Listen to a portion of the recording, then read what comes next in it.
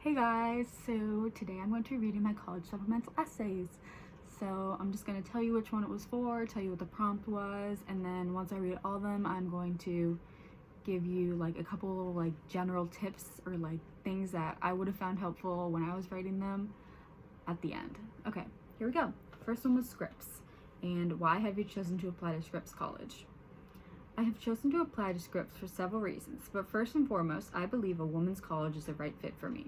I find my voice in female-dominated spaces, and as a result, my confidence will build in this space, armed with the experience of speaking out before entering the workforce. Additionally, the number of female faculty is inspiring and unique, because this is not traditionally the norm. Having female role models as professors will encourage me to pursue my goals too, not regardless of my gender, but because of my gender. I also love that Scripps is pushing forward their IDEA initiative. As a student activist coordinator for Amnesty International, I am also working to advance our IDEA initiative with similar goals. This is something that I have worked with in the past in the form of teaching student activists and giving presentations to the faculty at my school, as it is something that is extremely important to me. For this reason, I want to be in an atmosphere where equity and diversity is valued and surround myself with like-minded people in order to collaborate to make tangible change. Okay, next one is Scripps. Again, you have just been invited to a TED Talk. What will you talk about and why did you select that topic? Okay. In my TED Talk, I will outline 3 concrete steps that teachers can take starting from the first day in order to make their classroom safe for members of the LGBTI community. First, I would suggest sharing pronouns. Also, when doing roll call, say students' last names, so it gives the student a chance to say their preferred name and pronouns: she, her, hers, he, him, his, they, them, theirs, etc. Next, I will provide ideas for gender-neutral slang, including y'all, you all, everyone, people, and folks. Finally, I will encourage the audience to stray away from heteronormacy by incorporating works with more diverse characters and perspectives.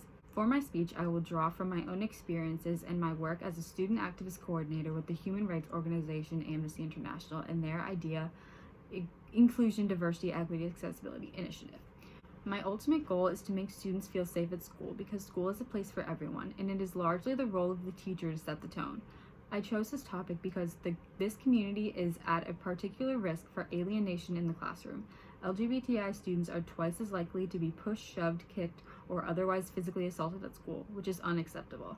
I have also witnessed instances where students have been misgendered and the intent was not malicious. Instead, the teacher had failed to ask for pronouns, rendering it an uncomfortable and potentially triggering situation for all involved. As a person who identifies as gay, I have felt like an outsider when we talk about traditional works and history through a hetero lens, so I know the positive impacts of when a teacher makes an effort to include everyone in the conversation. Okay, next, Emory. What truth or knowledge do you want to be shared? I would like to share the knowledge that even when it looks like hope is gone, there is hope for the future, and we can make positive change. Oftentimes, issues are solvable. The problem is that the resources are not being properly allocated to them. One recent example of positive philanthropy can be seen in response to the burning of the Notre Dame Cathedral. Within 24 hours, almost $1 billion was donated by wealthy people looking to rebuild it. The problem is that our world is also burning, and countless families are displaced without clean water and food, and children are starving all over the world. If we work together to fund making our world more sustainable and ending world hunger like we did for Notre Dame, we will be able to uphold our shared responsibility of changing the world for the better. Next, also Emory, what book, song, etc. represents you? I had a year that nearly sent me off the edge. I feel like a 5, I can't pretend, but if I get my shit together, this year maybe I'll be a 10. 10 out of 10 by Rex Orange County is a song that represents me. I have been struggling with my mental health, and coming out of treatment, I've learned valuable coping skills to help me in times of crisis. I've learned how to take better care of myself, making myself less vulnerable to emotions. I've learned how to effectively communicate with those who support me. I've gained empathy for others because I would never tell a depressed person to just be happy or be grateful, because I've been in that place. Because this song is about regaining control of your life and being a better you, it represents me and my goals for the future. Next, BC. Is there a particular piece of work from which you have drawn insight? Last summer, my grandfather passed away. He is the kindest, gentlest soul that I have ever had the privilege of knowing. He has been an important part of all of my family's lives and will continue to be, even though he's not with us anymore. What this experience has taught me above all else is the importance of loving, while simultaneously being able to learn to let go. As expected, the funeral was tearful and mournful and grievous. Watching person by person let go of their flowers to place them on top of the casket as a way of respect, yet also letting go, has truly resonated with me. This feeling is embodied by the poem In Blackwater Woods by Mary Oliver, one of my favorite poets. My favorite lines of the poem are the following. To live in this world, you must be able to do 3 things. To love what is mortal, so hold it against your bones, knowing your own life depends on it, and when the time comes to let it go, to let it go. These lines in particular validated my experiences with my grandfather's passing. I was able to realize that it is okay to let things go, even if it is the most painful part of the grieving process. The putting of flowers on top of the casket was a moment which, whenever I look back upon, still brings me to tears. I now know that this is because it is universally human. In order to find joy and happiness in this world, we must make connections with other people. These deep connections are what fulfill us, because we are hardwired for connection. However, as with all other forms of life, people die and life goes on for those who survive. Ultimately, it is the decision to let go that is most pivotal. Contrary to popular belief, letting go does not mean forgetting. It means remembering the good times and accepting that this person has passed on and is in a better place, and there is nothing we can do to change that. Okay, my throat. I should have got some water, okay? Next one, BU. Boston University. Oh yeah, the one before was Boston College, if you didn't know that. BU. It was YBU. I grew up with BU as a constant name being mentioned in my household. From playing soccer on Nickerson Field to listening to presenters at the Amnesty International conference held at the university, I knew I wanted to apply to BU from a young age. Something that I was really excited to learn during the campus information session was that BU really values research, especially at the undergraduate level. One study that caught my attention was Steve Ramirez and his team at the Rajan Kokajan Center for Integrated Life Sciences and Engineering, currently studying the hippocampus's potential to play a vital role in treating post-traumatic stress disorder. This area of research is important to me, and I am fascinated by psychology, and I want to be part of it. I want to attend a university that is doing work that is meaningful to me and allows for opportunities for me to participate in this kind of research, especially at the undergraduate level. Therefore, BU is the perfect place for me to do that.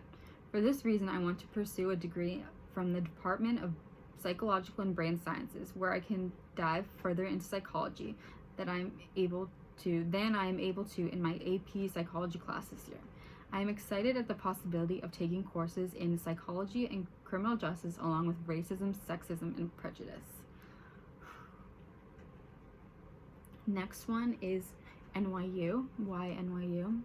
P.S. I go here, so yeah, okay. My uncle and aunt, bleep their names, attended NYU's dental and medical schools and had only positive things to say about their experience at the university. This encouraged me to tour, and I fell in love with the atmosphere. I admire the emphasis that NYU places on research, especially at the undergraduate level, and I want to be a part of it. While looking at the neuroscience major page, I was inspired by a spreadsheet filled with lab research opportunities for undergraduate students. One lab in particular that fascinates me is one exploring how sleep quality and sleep characteristics affect one's risk for developing Alzheimer's disease.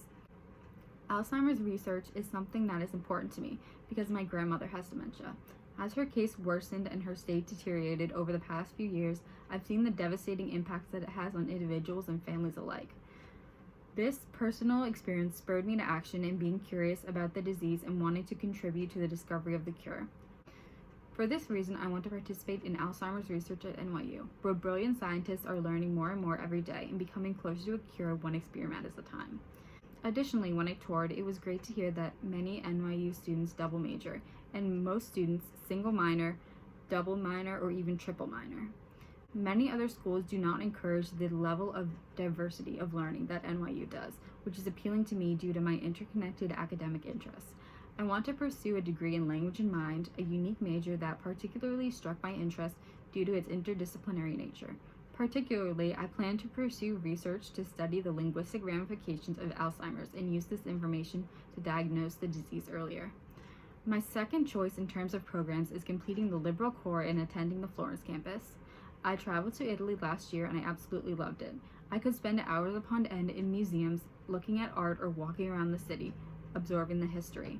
Being able to study in Florence would be an amazing experience because I would be able to study at the academic level that NYU offers while simultaneously exploring the city and learning more about the culture. I'm also studying Italian independently, and this would be a fantastic immersive learning opportunity for me to pursue. Oh my god, I feel like I just talked so much, but I'm just gonna talk more. Okay, so basically I kind of followed the same like general premise for like completing each one of my supplemental essays. The first thing I did is go on the website, dig around, like look for, if you are interested in like research or STEM, like look for the different labs, look for what experiences they're doing, name drop specific things, because you want to show that you can fit into their school, that you are going to just plop right in and just make their school better. And so you want to give a little background about why you will be the one to make their school better. Like, what is your personal call to action that encourages you to get in on the action? Like, what can you bring to the table? And like when I talked about like the why I wanted to do Alzheimer's research, at the time, it was because of my personal connection. And I specifically showed the link, I connected the dots for them of why I'm doing it, where I'm going to be doing it, and how and why and everything, and just kind of explaining that. So I think that's really important. And also go on a college tour if you can. Go on campus tour and write down, take notes about like little quirky things about your school or like something that you find interesting, so you can just drop that in and be like, hey, I went to a campus tour, or I went to an information session and stuff like that. That's pretty important too. Also, not all schools care about demonstrated interest, but a lot of them do. So one I know is Tulane really cares about demonstrated interest for some reason. I don't know why that's the only one that's coming to my mind, but if you're applying to Tulane, they care about diet. Oh, and BU. And BU cares about demonstrated interest, but whatever, that's not the point. But yeah. Okay, so that's all I have for today's video. If you guys have any questions or want me to go in depth about a certain thing or a question you have, just let me know in the comments. And yeah, thanks for watching, guys. Good luck with your essays. You guys got this. You got this. Class of 2026. You got it, guys.